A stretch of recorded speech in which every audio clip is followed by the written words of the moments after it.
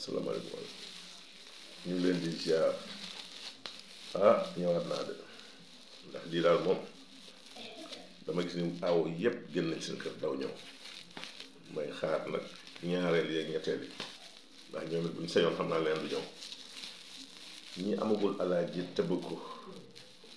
sëriñ bokk waaw buñ jàpp nag ñee lañ ko baral déedéet képp ku bëgg a defaru am alaaji ruy baa ngi nii kii daal moom mooy gën a forme bi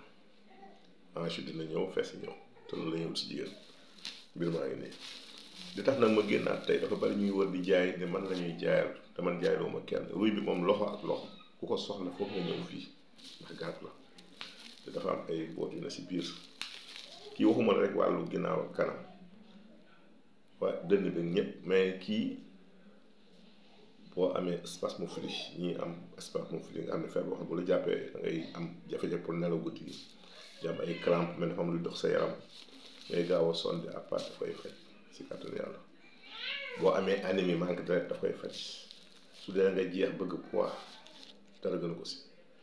sportif yi wut masse corporelle loolu naturel la ngeen nii amul effet secondaire amul dara lépp a naturel lu ci gaañ nit amu si kenn daal lañ ne bu la koy jël moom foog mu def bilan mooy kenn hypertension wala diabète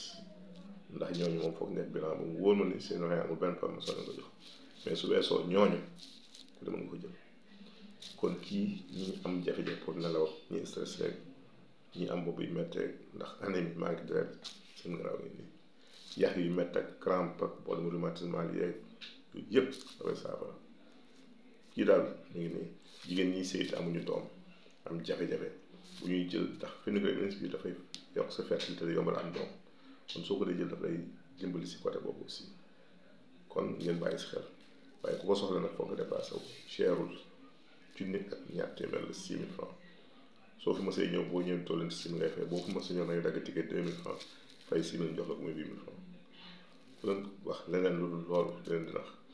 fii moom dara cheru fi bu dee feebaru yax yi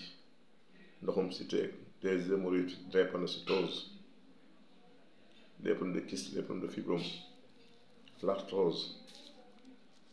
yooyu yëpp seen prix weer bu ne weesul 3 000 francs bu dee ñi am jafe-jafe pour am doom garabu fertilité bi ñi am jafe-jafe pour sëy mooy Afrojac 10 sur 10 ñu koy wax infirmec bi yokku xadar boobu 6 000 francs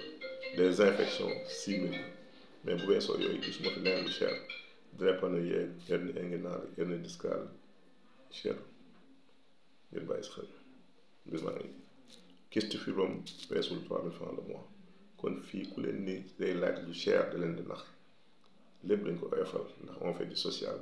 kuy toog si télé di maye garab gratuitement mënoon ñëw di laaj ni lu cher